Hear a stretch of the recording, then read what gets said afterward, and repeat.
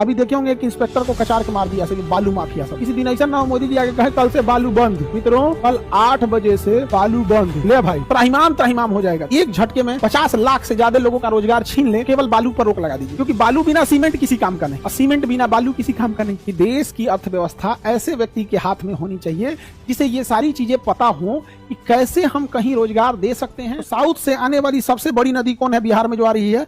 वो है आपकी सोन नदी। इस सोन नदी में बालू बहुत ज्यादा निकलता है और सोन नदी में लाल बालू निकलता है। सोन नदी में लाल बालू निकलता है और बिहार और इस एरिया में लाल बालू का सप्लाई इसी सोन नदी से होता है। बिहार में बालू का बहुत खतरनाक खेल चलता है। अभी देखे होंगे कि इंस्पेक्टर को कचार के मार दिया से बालू माफिया सब। बालू माफिया समझ आ गया कि नहीं आ गया? बालू वगैरह सफेद बालू जो होता है वो सीमेंट के साथ चिपकता नहीं है, इसलिए सफेद बालू का यूज हम लोग कहीं भी घर बनाने में नहीं करते हैं, बल्कि मिट्टी की जगह उसकी भराई में यूज होता है। जमीन ऊंचा करना है, भरना है तो सफेद बालू भर देते हैं। अदरवाइज में सफेद बालू ठीक नहीं है। सफेद बालू उतना ठीक नहीं, लाल बालू।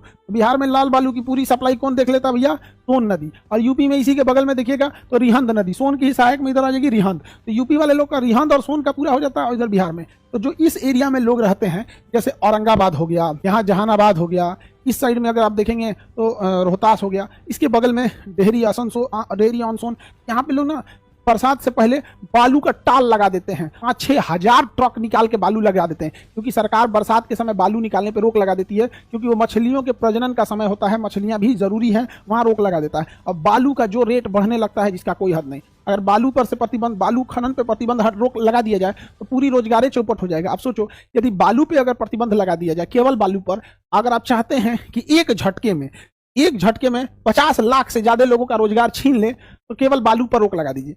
या तो बालू पे रोक लगाइए या तो सीमेंट पे रोक लगाइए, करोड़ों लोगों का रोजगार छीन जाएगा। या बालू पे, क्योंकि बालू बिना सीमेंट किसी काम का नहीं और सीमेंट बिना बालू किसी काम का नहीं, दोनों एक दूसरे के पूरक हैं। तो अगर इस पे प्रतिबंध लगा दिया जाएगा तो मकान नहीं बनेगा। अगर मकान नहीं बनेगा तो बताओ, चिमनी पे जो ईंटा थापने वाले लोग काम कर रहे हैं वो हो गए बेरोजगार। मकान अगर नहीं बनेगा तो जब मकान नहीं बनेगा तो मिस्त्री और लेबर हो जाएंगे बेरोजगार। छड़ का ज्यादा यूज नहीं होगा तो छड़ कंपनी का प्रोडक्शन घटेगा। मकान नहीं बनेगा तो वॉशरूम टॉयलेट ही नहीं बनेगा तो प्लम्बर बर्बाद हो जाएगा, उसको रोजगार कहां से मिलेगा? टाइल्स वाला मिस्त्री को वहां से कहां रोजगार मिलेगा? टाइल्स वाला भी नहीं जाएगा। और जब घरे नहीं बनेगा तो जंगला, खिड़की, बेड, फर्नीचर, चौकी, कुर्सी, ये सब के लिए भी तो बड़ा ही बेरोजगार हो गया। उसी से लिंकेज में है यहाँ पर। मकान ही नहीं बनेगा, बिजली मिस्त्री कहाँ जाके नया काम करेगा? बिजली मिस्त्री को तब ना पैसा आएगा। बिजली मिस्त्री को भी नहीं मिला, पुट्टी पेंट ये सब को भी नहीं मिलेगा, किचन में सामान वामान भी ज्यादा नहीं आएगा। तो रोजगार देख रहे हो, एक झटके में छीन सकते हो बस। किसी दिन ऐसा ना हो मोदी जी आगे कहे कल से बालू बंद। मित्रों कल 8 बजे से बालू बंद। ले भाई।